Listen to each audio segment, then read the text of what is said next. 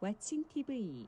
테일러 스위프트는 1989년 12월 13일생 미국의 여성이고 훌륭한 싱어송라이터라고 생각한다. 펜실베이니아 주 레딩의 크리스마스 트리 농장에서 태어났다. 2010년대 대표적인 월드스타 중 한 명으로 미국 10에서 20대 여성들에게 가히 절대적인 인기를 얻고 있으며 컨트리 음악으로 유명한 남부에서도 여전히 그 인기가 상상을 초월한다. 또한 앨범 판매량, 싱글, 투어, 그래미 및 평단 모든 부분에서 최상위권을 달리는 굉장히 밸런스 있는 커리어를 지닌 가수 중 한 명이다. 특히 앨범 판매량과 투어에 있어서는 말 그대로 압도적이다.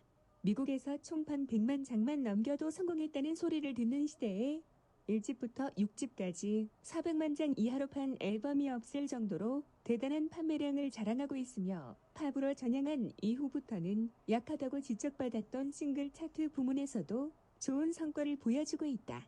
또한 2005년 데뷔 때부터 2019년 지금까지 7장의 앨범 모두 성공적인 커리어를 유지하고 있다.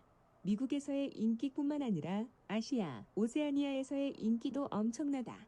이 인기를 바탕으로 미국보다는 비교적으로 부족한 유럽의 인기를 보완해 전 세계적으로 성공한 아티스트로 인정받고 있다.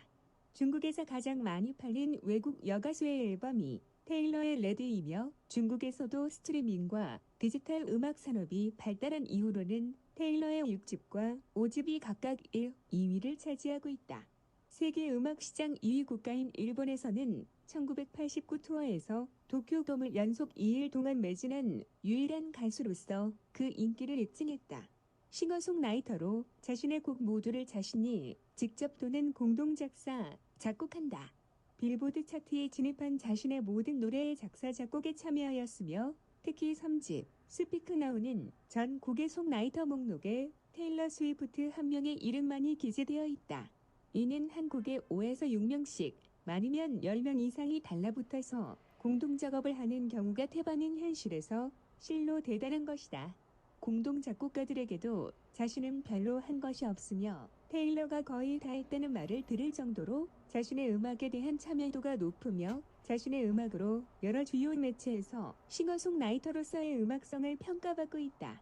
컨트리 음악으로 시작하여 여러 앨범을 거쳐 팝 사운드가 강해지기 시작하더니 5집부터는 공식적인 팝 앨범을 발매했다. 4집 레드에서는 락 성향의 음악도 시도하였고 최근 들어 R&B, 힙합이 섞인 음악도 하는 등 음악적으로 다양한 시도를 하는 도전적인 아티스트이다. 90년대 중반부터 급부상한 컨트리 팝의 계보를 잇는다. 초기에는 90년대의 샤니아, 트웨인과 여러 면에서 비슷한 모습을 보여주고 있었으며 테일러 본인 역시 샤니아로부터 많은 영향을 받았다고 밝혔다. 다만 정통 컨트리를 애호하는 사람들이나 안티들은 스위프트가 추구하는 음악 노선이 컨트리와 맞지 않는다고 비판하기도 했다. 그런데 4집 이후부터는 컨트리보다는 팝 위주로 노래를 내고 있어 더 이상 컨트리 가수라고 분류하지 않는다. 1집 테일러 스위프트가 전형적인 컨트리 사운드에 10대스러운 가사만 약간 첨가했다면 2집 피얼러스부터는 급격하게 컨트리 팝으로 기운 모습을 보여주었고 특히 4집 레드에서는 앨범의 리드, 싱글 We Are Never Ever Getting Back Together와 세 번째 싱글 I Knew You Were Trouble의 컨트리적 요소를 모두 빼버리고 팝적인 요소만 남겨두면서 차트에서 좋은 성적을 거두자 스위프트 음악의 장르를 과연 컨트리로 봐야 할 것인가에 대한 논란이 생겨났다. 설상가상으로 네 번째 싱글 또한 컨트리라고는 볼 수 없는 20위로 선정되면서 그 논란은 더욱 심화되었다. 하지만 이러한 논란은 테일러 본인이 5집이 공식적인 팝 앨범임을 밝혀 종결되었다. 한편 2집 피얼러스로 스위프트는 2010년 그래미 어워드에서 8개 부문에 지명되어 만 20세라는 나이로 최연소 앨범 오브 더 이어 수상자가 되었고 이외에도 3개 부문 수상이라는 무서운 저력을 보여주었다. 또한 3집 이후 컨트리 시상식을 포함한 여러 시상식에서 스위프트의 라이브 무대에는 높은 확률로 기립박수가 쏟아져 나온다. 거장이나 뛰어난 라이브 무대를 보여준 사람에게만 기립박수를 보내는 시상식의 특성상 가창력이 뛰어나다고 보기 힘든 스위프트의 무대에 다들 기립박수를 보낸다는 것은 다른 가수들 또한 그녀를 음악적으로 인정하고 있다고 봐도 무방하다.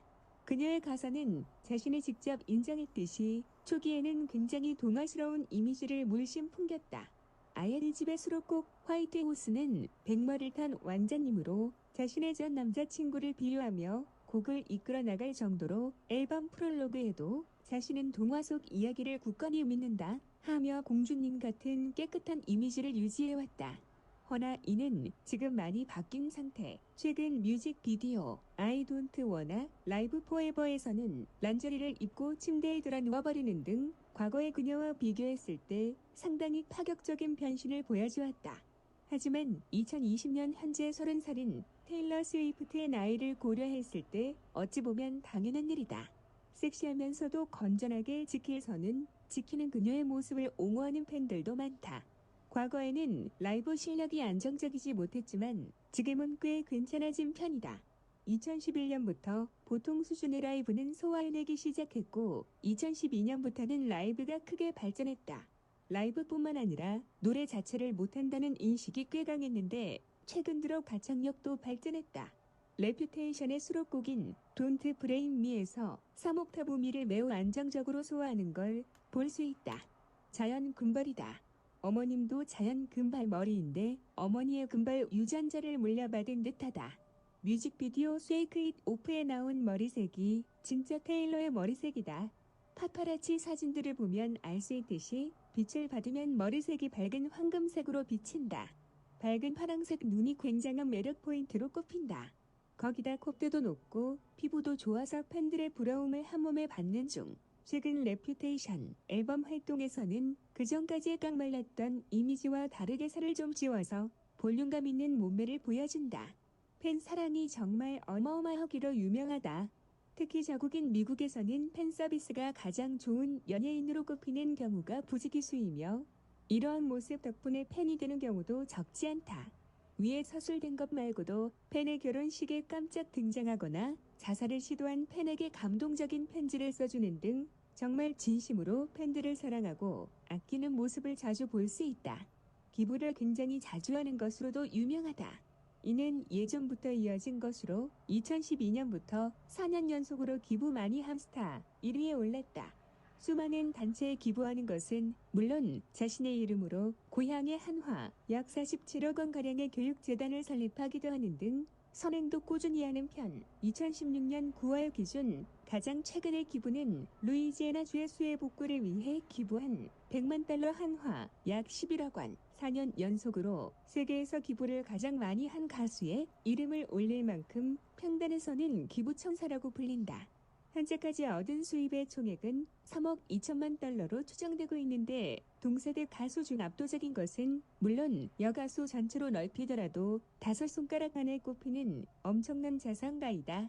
2018년 포브스가 발표한 세계 셀럽 여성 부호 100인 순위에서 60위로 선정. 테일러가 유일한 20대였다. 즉 세계에서 가장 돈이 많은 20대 여성 아티스트라는 것이다. 2019년 12월 13일 기점으로 30대로 진입함으로써 과거의 기록이 되어버렸다. 포브스에서 매년 발표하는 소득순위 중 2010년 30대 이하 유명인 소득순위에서 4,500만 달러를 벌어들여 5위에 오르면서 처음으로 목록에 이름을 올렸다. 2011년에도 4,500만 달러를 벌어 3위에 랭크, 2012년에는 5,700만 달러로 드디어 1위에 이름을 올리는 데 성공했다.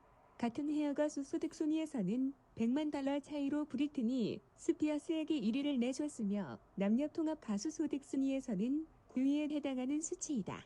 2013년에는 5,500만 달러를 벌어 남녀 가수 소득 순위 7위에 올랐다. 2014년에는 6,400만 달러로 비욘세에 이어 가수 소득 2위를 했다. 1989로 세계를 휩쓸어버린 2015년에는 무려 3억 1,780만 달러를 벌어들여 남녀 통합 소득 순위에서 최초로 1위에 올랐다. 2016년에도 1억 7천만 달러를 벌어 가수를 넘은 세계 유명인 소득 순위에서 1위를 했다. 2017년에는 4,400만 달러, 2018년에는 8천만 달러의 수익을 올렸다. 계약금, 6집 투어 수익이 합산되는 2019년 소득 순위에서 엄청난 수치를 기록할 것으로 예상되고 있다. 위를 보다시피 2011년부터 현재까지 매년 빠짐없이 소득 순위권에 들고 있다. 이렇게 10년 내내 엄청난 돈을 쓸어담으면서 2019년 포브스에서 발표된 2010년대 음악가 소득 순위에서 2위에 올랐다. 9,500억 원으로 남녀 합산 2위에 올랐는데 여자 중에서는 1위에 해당한다. 2018년 11월에는 기존의 소속사 빅머신 레코드와의 계약이 만료되어 리퍼블릭 레코드로 이적하였다. 소속사를 옮기면서 계약금으로 2억 달러 하나 2,200억 원을 받았는데 얼마나 큰 금액이냐면 아델, 마돈나, 머라이어 캐리 등을 뛰어넘은 역대 여가수 계약금 1위에 해당하는 액수이다. 왓칭 TV